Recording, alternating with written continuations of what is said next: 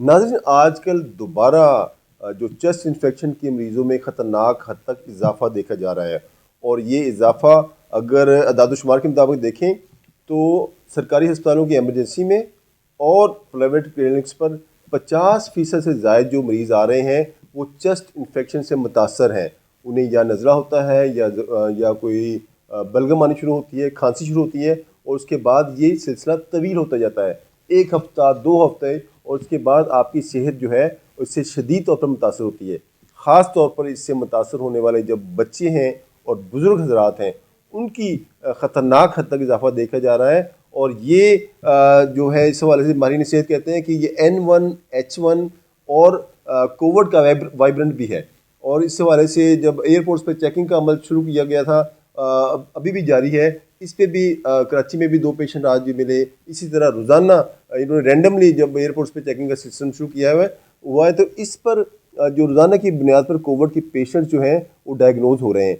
इस तमाम ये एक सूरत हाल जो है गंभीर से गंभीर होती जा रही है और इसकी बुनियादी वजह जो सामने आई है वो ये है कि हमने मास्क का इस्तेमाल तर्क कर दिया है। हमने इसके साथ साथ जो हैंड वाश का सिस्टम था वो भी हमने ख़त्म कर दिया है। और जो माहिरीन सेहत से हमारी बात हुई उनका ये कहना था कि अगर आप अपने बच्चों को और बुज़ुर्गों को बचाना चाहते हैं तो इसके लिए आपको चाहिए कि बुज़ुर्गों को और बच्चों को हैंड वाश दें। जब भी वो किसी दरवाजे को हाथ लगाते हैं, किसी बाहर किसी चीज़ को हाथ लगाते हैं तो फौरी तौर पर अपने हैंड को सैनिटाइज़ करें। इसके साथ साथ मास्क का इस्तेमाल करें। मास्क का इस्तेमाल जिस तरह हम पहले करते थे हमने बिल्कुल तर्क कर दिया है, इसलिए मास्क के इस्तेमाल को दोबारा शुरू करें। अगर आप मास्क का इस्तेमाल करेंगे तो आप खांसी का आप देखते हैं कि आप कहीं शॉपिंग करने जाएं किसी जगह पर, वैसे आप बाहर जाएं, गार्डन में जाते हैं या आप रूटीन में अपने घर से बाहर जाते हैं तो वहाँ पर कुछ लोग अगर वो खांसी कर रहा है तो इससे आप इफ़ेक्ट होते हैं। इसलिए बुज़ुर्गों को और बच्चों को गैर ज़रूरी तौर पर बाहर निकालने से गुरेज करें। और साथ साथ अगर बुज़ुर्गों को बाहर जाना ज़रूरी हो तो हैंड वाश का इस्तेमाल कराएं, उनके साथ साथ हैंड सैनिटाइज़ कराएं और साथ साथ उनके लिए मास्क का इस्तेमाल ज़रूरी है। इसके साथ साथ हमने पहले मुख्तलिफ जो ग़िज़ाएँ थी, ख़ास तौर पे कलवंजी थी और यखनी थी, इसी तरह दीगर ऐसी ग़िज़ाएँ जिससे क़ुव्वत मुदाफ़त में इजाफ़ा होता है, उसका इस्तेमाल भी कम कर दिया गया है। इसके इस्तेमाल को भी ज़्यादा से ज़्यादा करें ताकि हम महफूज हो सकें और अपने बच्चों को, अपने बुज़ुर्गों को इस बीमारी से महफूज रख सकें। दोबारा मैं इस बात पे ज़ोर दूंगा कि अपने बच्चों को और बुज़ुर्गों को गैर ज़रूरी सफ़र से बचाएं, गैर ज़रूरी तौर पर बाहर निकलने से बचाएं और उनको मास्क का इस्तेमाल करवाएं। इसके साथ साथ हैंड सैनिटाइजेशन का जो हमने अमल किया था उसको करें। और ग़िज़ा को आप बतौर ग़िज़ा ना लें, इसको बेहतर ग़िज़ा को आप बतौर मेडिसिन लें।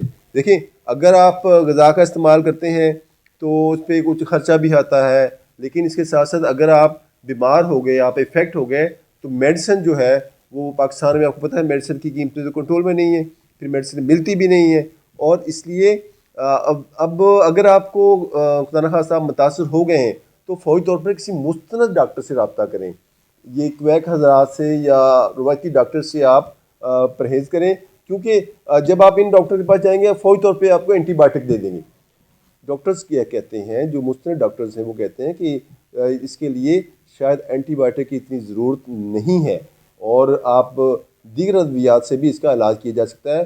लिहाजा ख़ुद को महफूज रखने के लिए दोबारा मैं गुजारिश कर रहा हूँ, ख़ुद को महफूज रखने के लिए जो हिफाजती इक़दाम भी करें। अगर खुदा न खास्ता आप मुतासर हो जाएँ तो ख़ुद को मुतासर होने के बाद आप मुस्तनद डॉक्टर के पास जाएँ, वहाँ पर आपको मेडिसिन दी जाएगी और हॉस्पिटल जाएँ, वहाँ से आप मेडिसिन लें और ख़ुद को ख़ुद को, अपने बच्चों को, अपने बुज़ुर्गों को महफूज रखने के लिए हिफाजती इक़दाम भी करें और उनकी खुराक को बेहतर करने के लिए भी अपना किरदार अदा करें ताकि हम इस कोविड वाइब्रेंट का N1H1 का मुकाबला कर सकें।